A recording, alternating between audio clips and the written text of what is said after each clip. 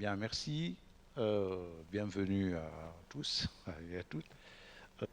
Bienvenue dans cette table ronde donc, consacrée à la littérature de jeunesse, avec cet objectif de développer l'envie de lire et promouvoir l'accès à une offre adaptée et de qualité.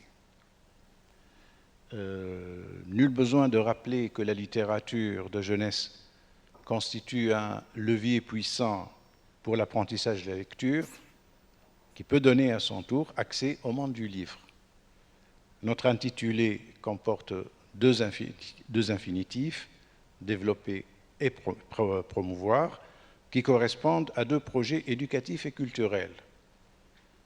Motiver les jeunes à la lecture et faciliter la voie d'accès de ces jeunes aux livres dans tous ses formats, quel que soit le milieu social auquel ils appartiennent. Ce programme peut se décliner en propositions concrètes que notre rencontre peut avancer et que je pourrais résumer en quelques questions. Quelles actions communes en faveur du livre francophone? Comment la francophonie peut faire avancer le monde professionnel du livre pour la jeunesse? Quelle politique culturelle pour le livre? Quel rôle peuvent jouer les bibliothèques et l'école dans le développement de la culture du livre? Comment stimuler le secteur d'édition en jeunesse dans l'espace francophone? Nos intervenants sont aujourd'hui rassemblés pour échanger autour de leur expérience, pour mutualiser leur savoir-faire, afin d'amorcer un processus qui, espérons-le, aboutira à la création de leviers et de mécanismes favorisant le développement et la dynamisation du secteur du livre de jeunesse dans l'espace francophone, un espace qui nous est commun. Je présente de suite les intervenants. Alors, je commencerai par Madame Aïcha Diarra, responsable des éditions Gaffé du Mali, Madame Christelle Dion, responsable de la communication dans l'Association des éditeurs belges, l'ADEB, Monsieur Pascal Perrault, directeur général du Centre national du livre en France, le CNL, Madame Adja Sora, fondatrice de Voyelle Éditions en Côte d'Ivoire, Madame Julie Trépanier, chef de service de l'espace jeune à la Banque, Bibliothèque et Archives nationales du Québec, Monsieur Francis Van de Wistein, cofondateur du Fonds Victor, Fonds belge d'aide à la promotion du livre et de la lecture chez les jeunes. Enfin, Madame Sylvie Vassalé, directrice du Salon du livre de la presse jeunesse en Seine-Saint-Denis. Vous comprendrez que nous avons un grand problème aujourd'hui, qui est un problème lié au temps. Nous disposons de moins d'une heure, en tout de 35 minutes, pour que chacun des intervenants puisse présenter donc les actions de son association ou de son institution. Je demanderai à tout le monde de respecter le temps imparti à chacun, qui sera obligatoirement de 5 minutes. Et je suis désolé, mais je pense qu'on ne pourra pas faire d'échange après. Bien. Je suivrai donc l'ordre de présentation en commençant par Madame Aïcha Diarra, donc responsable des éditions Gaffé du Mali. Je lui demanderai donc en 5 minutes, s'il vous plaît Madame, de présenter son intervention. Je vous en prie.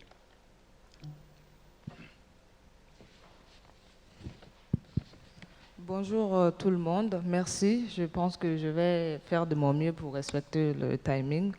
Je suis responsable des éditions Gafé et en même temps responsable de la médiathèque de l'Institut français du Mali. Aux éditions Gafé, nous travaillons pour promouvoir nos langues nationales, mais nous publions également en français. Et notre objectif surtout, c'est de promouvoir le talent littéraire des femmes et des jeunes. Et pour cela, nous avons mis beaucoup de mécanismes en place pour accompagner les femmes et publier leurs livres. En même temps, concernant le thème qui nous réunit, comment développer l'envie de lire et promouvoir l'accès à une offre de qualité, il y a deux volets qui ressortent et qui me semblent très importants. Le premier, comment développer l'envie de lire, est une question qui se pose dans tous les pays, une question très préoccupante et qui me semble même la base de tout. Et je suis convaincue que quel que soit le format que nous mettons en place, on peut me contredire, mais je suis convaincue que quel que soit le format du livre jeunesse, papier, numérique ou audio, quels que soient les moyens que nous investissons dans le livre jeunesse et quelles que soient les recherches que nous faisons pour créer des contenus, eh bien, ça ne servirait pas à grand-chose tant que la base qui est la transmission du plaisir de lire n'est pas mise en première position des questions préoccupantes dont nous discutons. Et donc, tant qu'également les moyens, tant nationaux qu'internationaux, ne sont pas déployés pour planter cette première graine dans la tête de l'enfant qui puisse le pousser par lui-même et par amour à ouvrir un livre. Et donc, dans mes propositions pour cela, se situent à deux niveaux, à l'échelle internationale et à l'échelle nationale. Et pour l'échelle internationale, deux propositions importantes me viennent et qui peuvent bien évidemment être enrichies. C'est d'abord l'alphabétisation, qui est une question préoccupante dans beaucoup de pays en Afrique et qui constitue un taux très faible, par exemple au Mali. Et deuxième préoccupation, c'est l'implication des parents dans le rôle, dont le rôle est vraiment très important dans la transmission de ce plaisir de la lecture. Et il y a une problématique qui vient subitement, c'est que est-ce que les parents non alphabétisés sont en mesure d'accompagner ou de faire transmettre ce plaisir de la lecture à leurs enfants? Et donc, c'est pour moi un argument qui peut tenir un peu parce que, par exemple, au Mali, il y a beaucoup de parents non alphabétisés qui accompagnent leurs enfants. Donc, il est très important que cette question des parents soit vraiment au centre. Par exemple, il est fondamental de les impliquer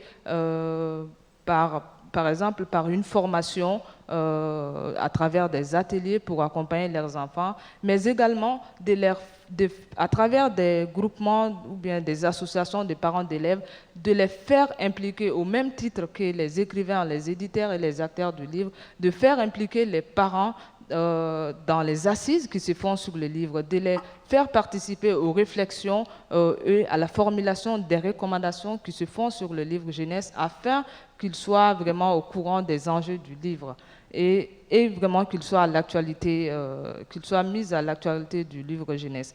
Donc, ça, c'est ma proposition à l'échelle internationale. Maintenant, l'échelle nationale, qui est très important et c'est là, chaque pays a son contexte.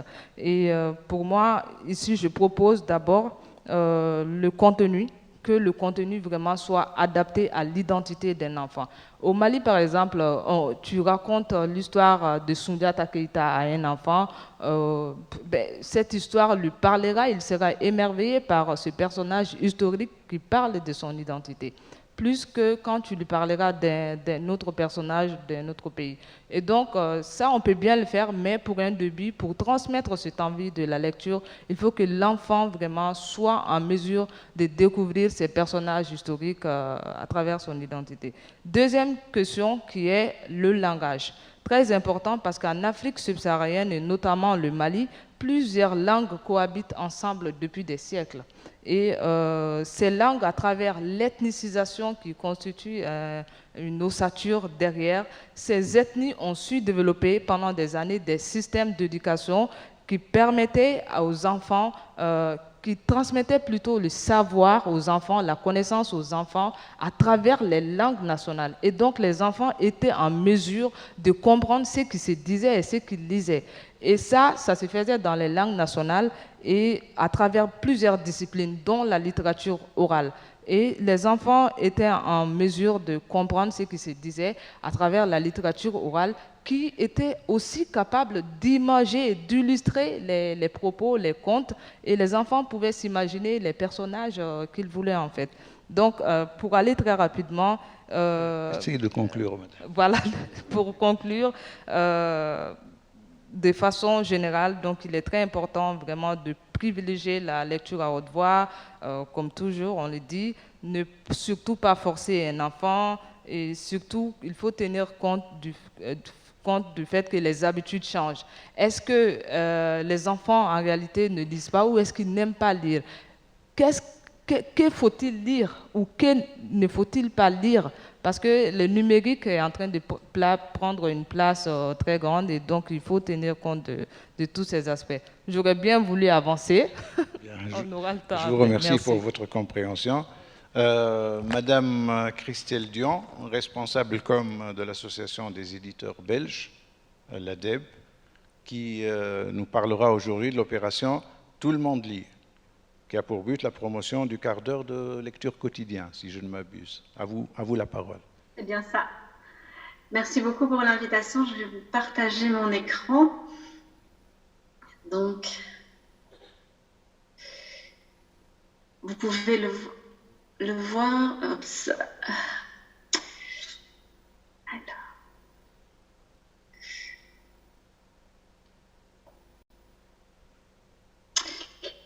Voilà. Voilà, désolée. Donc, mais donc, Tout le monde lit a été lancé il y a 4 ans. C'est à l'initiative des éditeurs de jeunesse qui étaient préoccupés par les résultats affolants des études internationales comme Pearls, qui montraient que la capacité de lecture des écoliers belges recule d'année en année. Et donc, ils ont cherché des actions simples à mettre en place pour sensibiliser. Donc, un peu sur le modèle de Silence on lit en France, on a eu l'idée de lancer Tout le monde lit, qui a comme objectif la promotion du quart d'heure de lecture quotidien. Alors, le point d'orgue de l'opération, c'est le 23 avril, à l'occasion de la Journée mondiale du livre, où on invite tout le monde, donc les écoles, bien sûr, mais aussi les parents, les grands-parents, le monde de l'entreprise, à s'arrêter 15 minutes pour lire. Et alors, le reste de l'année, on organise aussi des animations dans les classes. En octobre, on va lancer un concours pour les écoles qui nous suivent. On organise des ateliers pour les enseignants. Donc, comment ça fonctionne concrètement dans les écoles? Dans le quart d'heure de lecture, l'idée, c'est vraiment que tous les jours, durant 15 minutes, on s'arrête pour lire. Alors, tout le monde le fait, donc c'est pour ça que ça s'appelle Tout le monde lit. Donc, c'est les enfants, mais aussi les enseignants, la direction, le personnel de l'école. Et on peut lire tout ce qu'on veut, que ce soit des mangas, des romans, des albums de jeunesse. Le principal, c'est d'y prendre du plaisir à lire. Donc, pour l'instant, il y a environ 200 écoles et classes qui nous suivent en Fédération Wallonie-Bruxelles en Belgique. Les bénéfices constatés, vous pouvez les retrouver sur notre site internet toutlemondelit.be, mais donc principalement, ils parlent d'élèves plus calmes, avec un esprit critique aiguisé, un vocabulaire plus large. Alors, j'avais aussi envie de vous partager une expérience positive qu'on a menée en partenariat avec la ville de Charleroi. Donc, on a lancé l'an dernier des boîtes à livres. Une trentaine ont été distribuées dans les classes avec à l'intérieur des livres vraiment pour tous les goûts et pour tous les enfants de la classe. Donc, l'opération était menée dans des classes de maternelle, mais aussi jusqu'à la 6e primaire, donc les enfants de jusque 12 ans. Les boîtes de livres étaient accompagnées d'un mode d'emploi du quart d'heure de lecture et on va encore organiser en octobre une formation pour les enseignants qui y participent avec un atelier avec des idées originales pour utiliser ces caisses de livres. Alors, comme on dit souvent qu'une image vaut mieux qu'un long discours, je vais vous partager cette courte petite vidéo.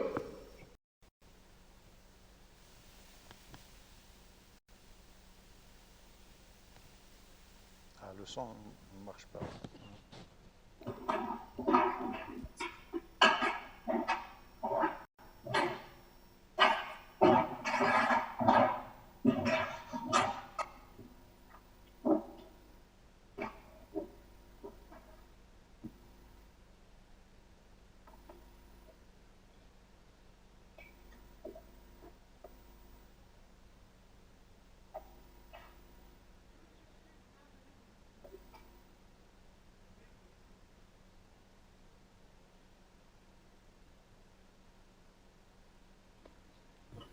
Je crois qu'on a une difficulté de son. Hein. Est-ce que vous pourriez passer à la séquence suivante, s'il vous plaît? Ah, désolée. Mais donc, voilà. Donc, l'enseignante parlait de comment elle avait mis en place le quart d'heure de lecture dans sa classe, que les enfants y trouvaient du plaisir. Franchement, ces vidéos sont disponibles sur toulemondelit.be si vous avez envie de voir comment se passe le quart d'heure de lecture dans les classes. Et donc, sur le site, vous trouverez aussi une boîte à outils pour les enseignants avec des fiches pédagogiques, le mode d'emploi si on a envie d'installer le quart d'heure de lecture dans les classes.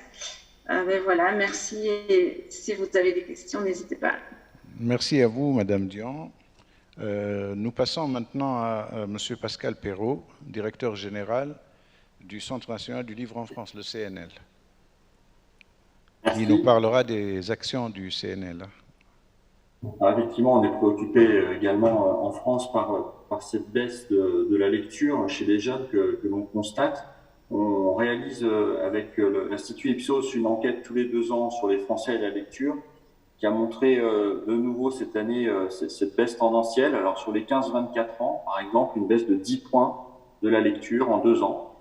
Et on avait fait une enquête plus précise sur les plus jeunes en 2016 qui avait permis d'identifier un accrochage de la lecture qui est situé chez les jeunes adolescents, en fait, de 13-15 ans, au moment en fait où ils sont au contact des écrans, des tablettes, des téléphones et d'Internet, qui est un moment en fait où où le livre se retrouve finalement en concurrence avec toute une série d'autres activités, et on constate un décrochage de la lecture dite plaisir, parce que la lecture à l'école évidemment subsiste elle par la force des choses, mais de la lecture plaisir, notamment chez les jeunes garçons, avec une baisse beaucoup plus marquée entre le collège et l'école primaire. C'est une baisse de 24% du taux de lecteurs entre le collège et le primaire pour les jeunes garçons. Donc on voit qu'il y a une situation qui est quand même assez préoccupante, une évolution rapide sur la baisse du livre. Alors pour autant, et c'est un peu le paradoxe, la littérature jeunesse en France, je pense comme dans d'autres pays, se porte très bien. On l'a encore vu l'année dernière avec un secteur qui a continué sa progression malgré une légère baisse des autres secteurs éditoriaux. La littérature jeunesse, c'est un segment qui représente 18% du marché éditorial en France, donc c'est un segment extrêmement important et qui fait aussi l'objet d'une attention particulière du Centre national du livre, hein, qui accorde des soutiens à la publication, des soutiens aux auteurs. On accorde à peu près 2 millions d'euros d'aide au secteur jeunesse, si on ajoute le soutien aux auteurs par des bourses, par des résidences, les aides à la publication sur les livres jeunesse, des manifestations diverses ciblées sur les jeunes. Mais pour autant, on sait très bien que tout ça n'est pas suffisant, puisqu'on a ce paradoxe d'un secteur très florissant et en même temps cette baisse du lectorat, tout simplement qui est liée au fait que ce sont les mêmes lecteurs qui lisent plus.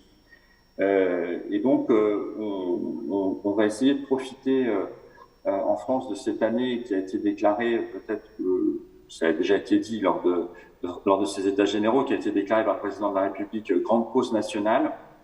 C'est un moment qui est important, je crois, pour nous, pour qu'il y ait une mobilisation de tous les acteurs puisqu'on a une multitude d'acteurs qui cherchent à inciter à la lecture, aussi bien les services de l'État, l'éducation nationale, culture, les collectivités locales, toute une série de réseaux associatifs qui réalisent un travail assez formidable sur le terrain. Mais on va essayer de faire en sorte que cette année soit l'occasion d'avoir des actions concertées, de créer des synergies entre les acteurs pour multiplier les initiatives qui permettraient de donner cette envie de lire. Alors je partage beaucoup on va partager beaucoup d'initiatives qui ont déjà été énoncées tout à l'heure. Je dirais pour faire court qu'on a plusieurs leviers qu'on va essayer d'utiliser.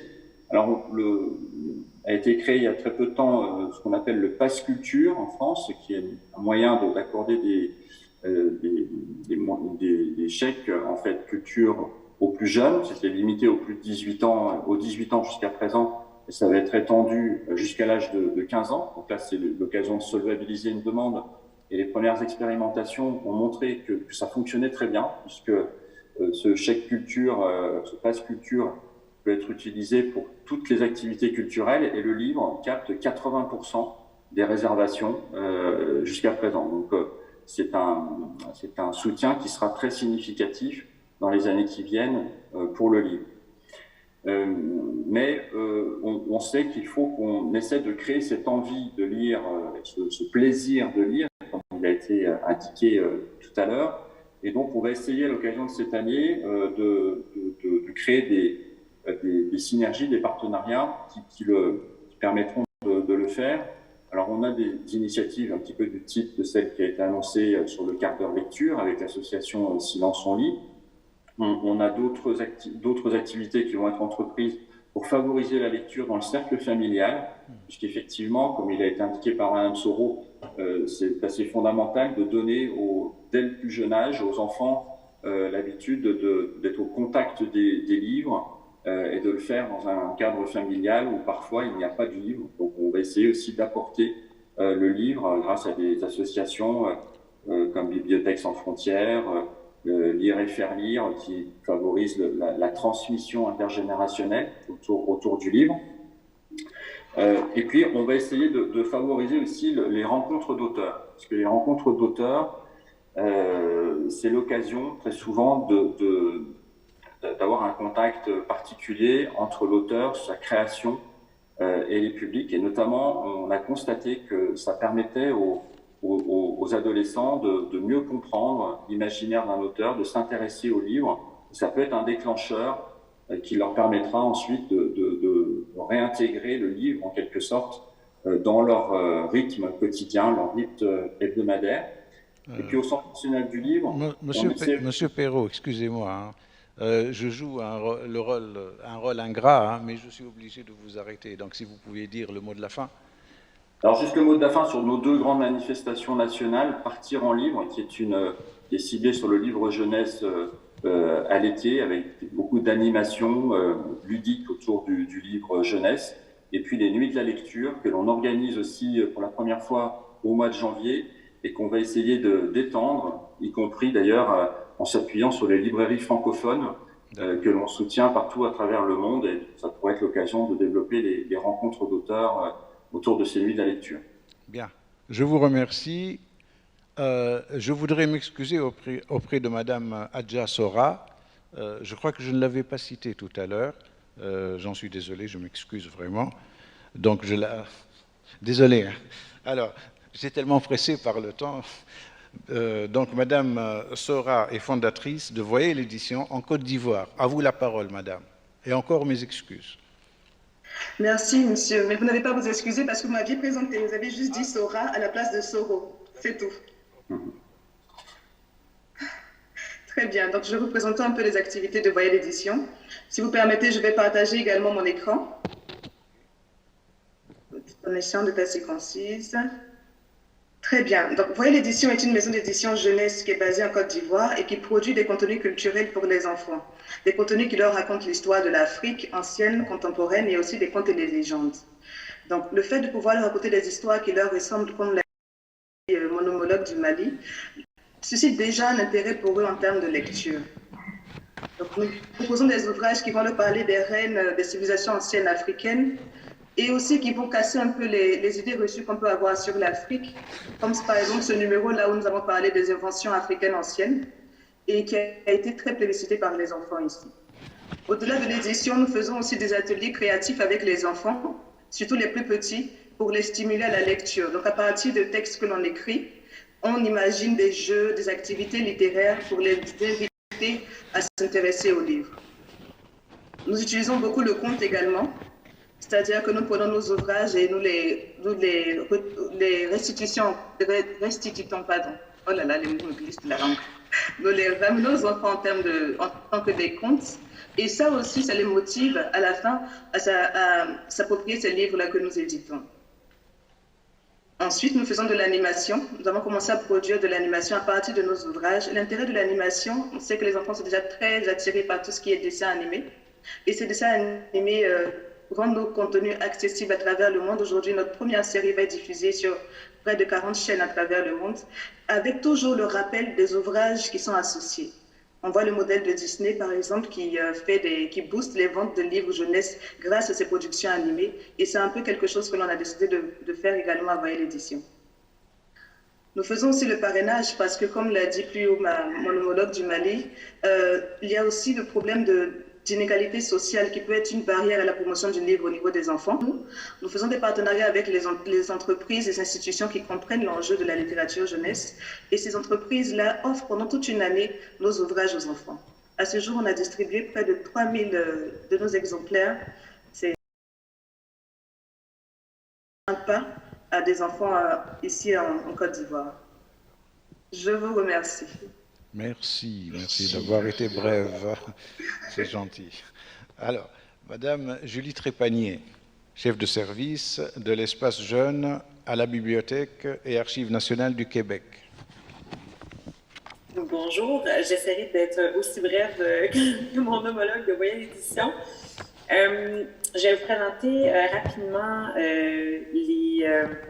les actions qui se concrétisent par les bibliothèques québécoises, en fait, la mienne, donc la Bibliothèque et Archives nationales du Québec, mais aussi toutes les autres bibliothèques de notre belle province au Canada. En gros, on parle beaucoup de la prémisse que le goût de la lecture doit débuter de façon précoce et avec des adultes qui vont pouvoir mettre en lien les jeunes et le livre.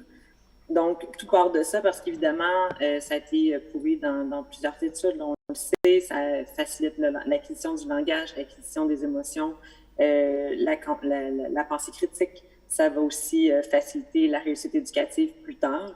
Donc, c'est beaucoup sur cette prémisse-là que les bibliothèques agissent au Québec. Évidemment, on poursuit tout au long de la vie, mais beaucoup de programmes dans les bibliothèques rendent accessible le livre aux tout petits, donc nos 0-5 ans. Et qui, évidemment, on fait les traditionnels heures du conte, mais on va faire du hors-les-murs, des partenariats, nous aussi, avec les maisons d'édition, les créateurs, pour les faire rencontrer.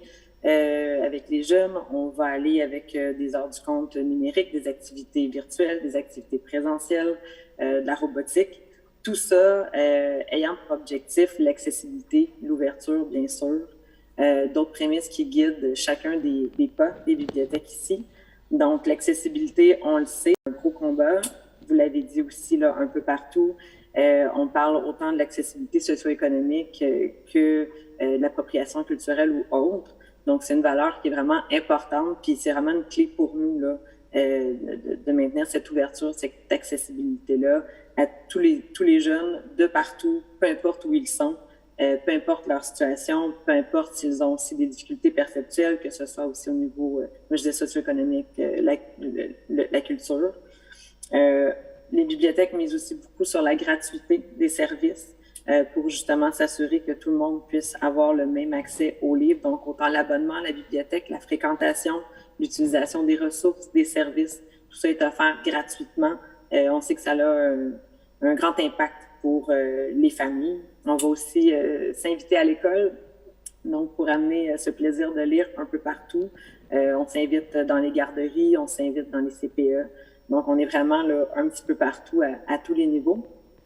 Et toujours, nous misons sur le plaisir de la lecture. On pense que c'est ce qui va amener la durabilité aussi du goût de la lecture chez les jeunes. Donc, d'enlever toutes les contraintes pédagogiques qui peuvent venir autour, mais d'aller vraiment dans le plaisir. Et tout ça, selon nous, passe aussi par le fait d'avoir des médiateurs formés.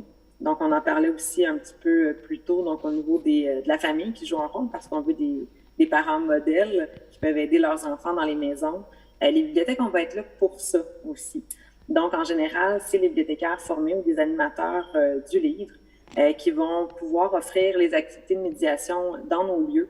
Et on va toujours accueillir le parent avec l'enfant, à la fin de lui montrer un petit peu comment se débrouiller pour poursuivre cette acquisition du plaisir de lire à la maison. Les bibliothécaires formés, on le sait, ont plusieurs talents, donc c'est sûr qu'ils vont faciliter le choix des livres, donc aller vers des livres avec un vocabulaire adapté, des illustrations adaptées qui vont permettre aux jeunes de mieux faire le lien entre ce qu'ils entendent et les illustrations vues. On va aller dans une pertinence dans, évidemment, l'âge des jeunes qui sont devant nous, que ce soit un 6-9 ans, que ce soit un 0-5 ans. On va trouver une lecture là, qui va pouvoir convenir à cette personne-là pour aller justement se retrouver dans son identité, retrouver son quotidien, comprendre mieux ce qu'il vit. On va souvent utiliser pas mal toujours aussi la lecture à voix haute qui va permettre l'acquisition du langage, le développement aussi des sonorités. On inclut avec ça l'utilisation de la musique, que ce soit d'accessoires, marionnettes, toutous, autres instruments possibles. On va intégrer des jeux à nos lectures, nous aussi, pour permettre aux jeunes de rester concentrés, de rester focus sur les histoires qui vont venir. Donc, c'est toujours un moment aussi ludique qui va amener un moment de joie à l'enfant. Donc, évidemment, la lecture va être liée à un moment de joie. Il va avoir envie de recommencer. On va aussi aller dans des activités créatives, que ce soit mouvement, danse, dessin, bricolage, qui vont avoir un lien avec les histoires qui vont avoir été vues pendant, par exemple, une heure du conte. Donc, pour nous, c'est très important d'avoir ce rôle professionnel, de servir de modèle et d'aide aux parents, aux tuteurs qui s'occupent des enfants par la suite, de pouvoir continuer cette occasion de lire à la maison. Et pour nous, c'est aussi important de rendre la lecture accessible partout. Puis c'est les conseils qu'on va donner aux parents aussi. Donc, que ce soit à la bibliothèque, des livres à l'école, des livres à la maison, des livres dans la rue, des livres en bibliobus, des livres dans les parcs, des livres à la piscine. C'est toutes des choses qui se voient dans notre coin. Donc, on dissémine un petit peu les livres un peu partout et on fait ça avec des partenaires, bien sûr. Encore là, on va aller se présenter dans certains festivals qui n'ont aucun lien, même avec la littérature, que ce soit un festival de musique classique ou un festival de cinéma. Bien, évidemment, nous, on crée des liens, mais je pense que ça vaut la peine d'être présent partout là, pour aider les jeunes. Donc, je vous dirais, en gros, commencer très tôt. Ça, c'est dans nos missions, le plus tôt possible. Donc, inscrire les jeunes dès leur plus jeune âge en leur offrant une trousse bébé-livre, par exemple, avec une naissance, un livre. Donner le goût de la lecture en donnant accès le plus possible en mode ouvert et gratuit à tout le monde. Sortir de nos murs pour aller rencontrer les gens qui peuvent pas venir nous voir et leur offrir vraiment des médiateurs spécialisés pour les aider à développer le goût de la lecture, même en dehors là, de ces séances-là. Donc, c'est ce que je vous dirais pour le Québec. Bien. Merci beaucoup, Madame Trépanier. Plaisir. La parole est à Monsieur Francis Van de Westein. Très bien. J'espère que je ne suis pas trompé sur votre nom. Cofondateur du Fonds Victor, fonds belge d'aide à la promotion du livre et de la lecture chez les jeunes. Bien, je vous remercie. Le Fonds Victor a été créé en mémoire de Victor Van de Westein, qui est décédé accidentellement le 4 novembre 2016 à Bruxelles. Victor avait 13 ans, il avait toujours un livre à portée de main, il lisait partout. Et en souvenir de Victor et pour donner du sens à ce qui n'en a pas, ses parents, sa maman et moi, avons donc décidé de créer ce Fonds Victor, dont l'objectif principal est d'encourager les jeunes à la lecture. Nous n'avons pas voulu créer une fondation qui soit mémorielle, mais qui soit au contraire tournée vers les autres et vers les jeunes. La création du Fonds Victor répond donc à une envie, mais également à un besoin, comme on l'a déjà dit, améliorer les performances en lecture des jeunes de la Fédération Wallonie-Bruxelles, qui, selon les enquêtes, sont particulièrement médiocres. Je vais directement passer aux actions du Fonds Victor. Nous avons développé depuis 4 ans 4 types d'actions. D'une part, nous finançons des appels à projets dans les écoles. Nous avons créé avec la RTBF un prix première Victor du livre jeunesse. Nous avons développé des activités de lecture à haute voix et réalisé des audiolivres. Les appels à projets dans les écoles, c'est un appel qui est lancé chaque année par l'intermédiaire de la Fondation Roi-Baudouin. Il concerne les 3 premières années des études secondaires. Un jury sélectionne ces projets. Il y en a une dizaine, disons, par an, à qui nous offrons la possibilité de réaliser ces projets, donc pour un maximum de 2 000 euros, évidemment, en Belgique. Nous insistons beaucoup sur le fait que chacun des projets doivent être réalisés en partenariat avec un acteur culturel local, une bibliothèque, un théâtre ou une maison de la culture. Et l'intérêt, je veux dire, de l'appel à projet que nous avons lancé, donc ça c'est une carte de la Fédération Wallonie-Bruxelles, et que nous avons des appels à projets qui proviennent de l'ensemble du territoire que nous couvrons, à savoir la Fédération Wallonie-Bruxelles. Qu'y a-t-il parmi ces projets ? Nous avons par exemple, donc la base est que les jeunes évidemment lisent un livre, ensuite ils peuvent par exemple traduire ce livre en bande dessinée, au départ du livre transposer l'histoire en pièces de théâtre, pardon. Nous avons également des opérations qui ont été faites à destination des élèves dyslexiques, d'autres à l'égard des sourds. Nous avons eu également une opération très, très émouvante avec ce que nous appelons chez nous des primo-arrivantes, c'est-à-dire des réfugiés qui étaient en Belgique depuis quelques années seulement, qui venaient des pays justement subsahariens et dont le français n'était pas la langue maternelle et qui ont réussi en quelques années à découvrir la lecture en français. Nous avons également eu des enregistrements de ces livres en audio-livres à destination, par exemple, de personnes âgées qui vivaient dans des maisons de retraite voisines. Nous avons par ailleurs également créé avec la RTBF, je l'ai dit, avec Déborah Damblon, que certains connaissent peut-être, pour participer aux émissions d'Emmanuel Kérat. Donc avec la RTBF, nous avons créé le prix première Victor du livre jeunesse. Ce sont donc un jury composé de professionnels mais aussi de jeunes sélectionne 5 livres qui ont été écrits, édités ou traduits en communauté française de Belgique. Ces livres donc sont confiés à des groupes ou à des écoles où même les jeunes peuvent participer à titre individuel. Il s'agit donc de favoriser toute la filière du livre francophone, puisque nous aussi nous aimons bien mettre en avant la littérature francophone de Belgique. Et donc le Fonds Victor lance également les opérations de lecture dans ces groupes en finançant la venue d'auteurs, de traducteurs, d'éditeurs, mais aussi de libraires dans les écoles, parce qu'il nous semble très intéressant de faire en sorte que le monde du livre vienne également dans les écoles et dans les groupes. Voici les 3 livres qui ont déjà été primés. Donc, tout ça se trouve sur le site du fondvictor.be. Donc voilà, je passe tout ça à la vitesse TGV pour respecter les consignes qui nous ont été données. Là aussi, la répartition géographique est assez intéressante puisque l'ensemble de la communauté y participe. Et voyez l'évolution, il y avait 500 élèves qui se sont inscrits la première année. Le chiffre que je donne, 2477, n'est pas complet puisque les inscriptions ont été clôturées hier et nous sommes à presque 3000 élèves. La lecture à haute voix, nous avons également remarqué que dans certains quartiers paupérisés de la capitale de Belgique, de Bruxelles, certains élèves n'avaient pas un accès facile aux livres. Nous avons donc décidé de financer la venue de comédiens dans ces écoles. Et chaque semaine, on remplace le cours de français par une lecture à haute voix d'un chapitre d'un des livres de la sélection Victor.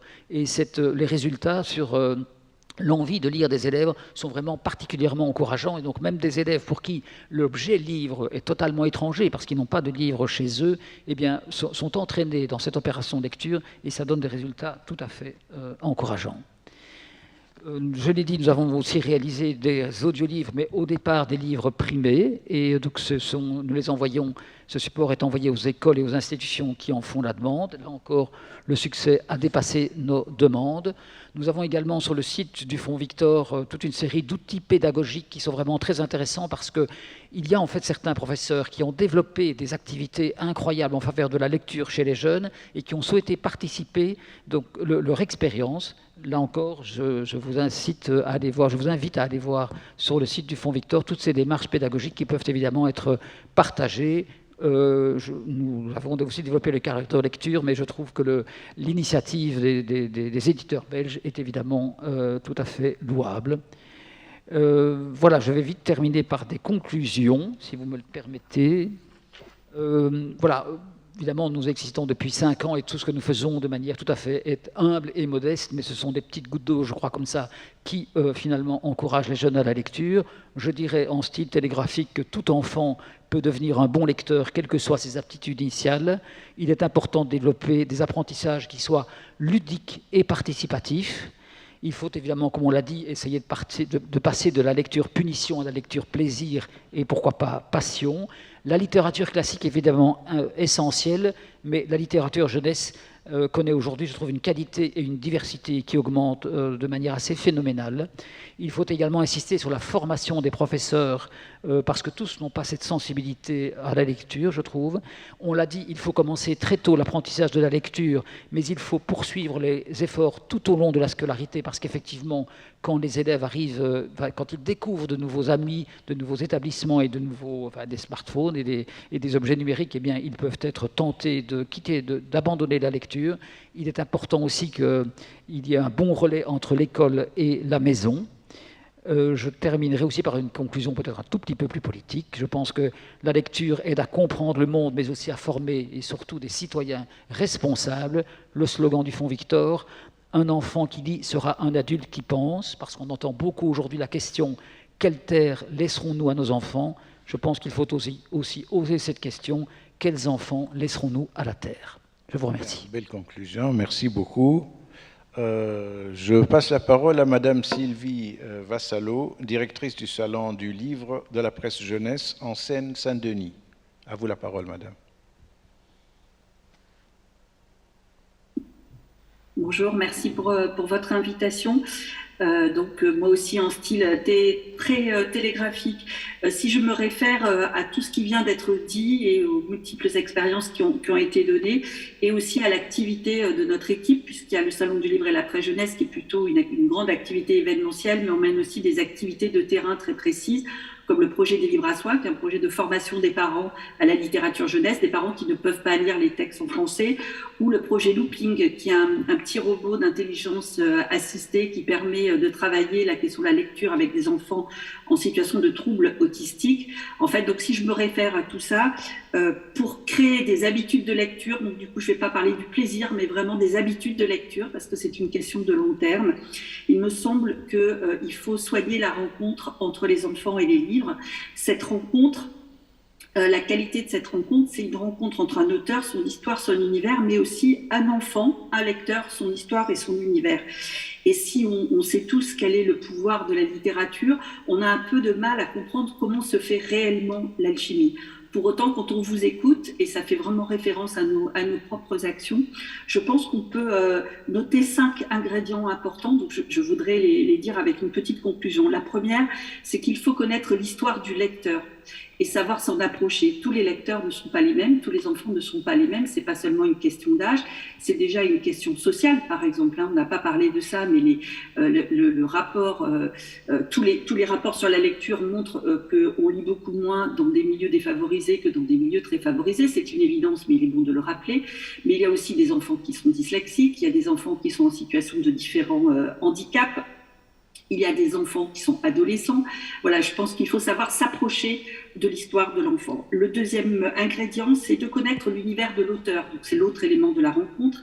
Et pour ça, il faut savoir choisir des livres qui soient adaptés à ces enfants.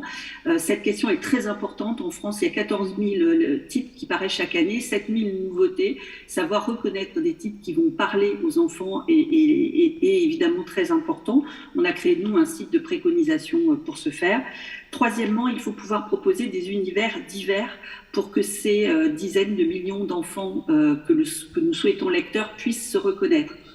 Alors, au titre de ça, je voudrais dire qu'on a beaucoup d'efforts à faire pour que les représentations des minorités soient présentes dans la littérature de jeunesse, que le genre soit beaucoup mieux équilibré, mais également qu'il y ait des livres pour des enfants en situation de handicap, qu'il y ait beaucoup plus de livres pour les enfants en situation de handicap, quel que soit ce handicap.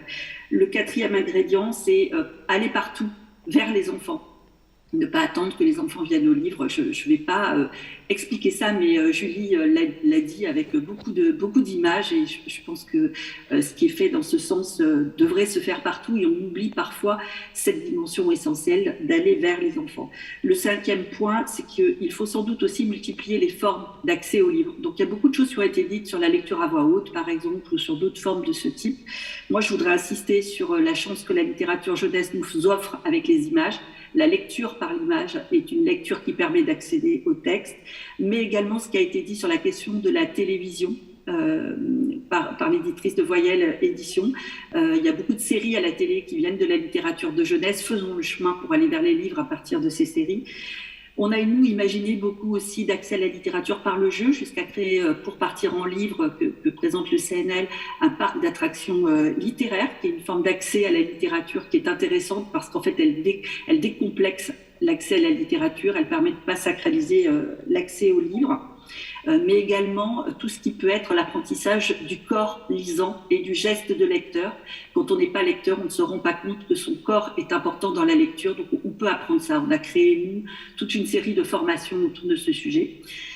La dernière chose que je veux dire en motif de conclusion, c'est que, en fait, s'il n'y avait qu'une chose à faire, peut-être ça serait d'investir dans la formation de tous à l'échelle internationale, la formation bien évidemment des professionnels du livre, dont c'est le métier, mais surtout la formation, parce que ce sont les moins formés, des professionnels de l'éducation et de l'enfance à la littérature de jeunesse, puisque eux, ils sont au quotidien en situation d'être en contact avec les enfants, et ils peuvent être des passeurs de littérature, mais également la formation des parents. Notre projet des livres à soi, c'est un projet de formation des parents pour que dès tout petits, ils puissent apporter des livres à leurs enfants.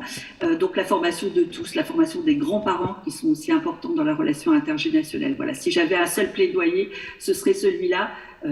S'il vous plaît, investissez dans la formation à la littérature de jeunesse et surtout à la médiation en littérature de jeunesse, au fait de passer cette belle littérature à nos enfants. Bien. Merci à vous. Le temps est arrivé de conclure. Je pense que, d'abord, je voudrais m'excuser pour des motifs qui ne dépendent pas de ma volonté, malheureusement, donc on est obligé d'arrêter là. Donc il n'y aura pas d'échange avec la salle, j'en suis vraiment désolé. Donc ce tour de table a été rapide, mais je pense que c'est un tour d'horizon assez complet des questions qui se posent actuellement pour la littérature jeunesse. Je remercie tous les intervenants, je remercie aussi la patience des spectateurs, et bon, je termine avec une frustration, mais je termine heureux quand même, puisque l'échange a été vraiment très très riche. Merci à vous, la plénière nous appelle. Merci.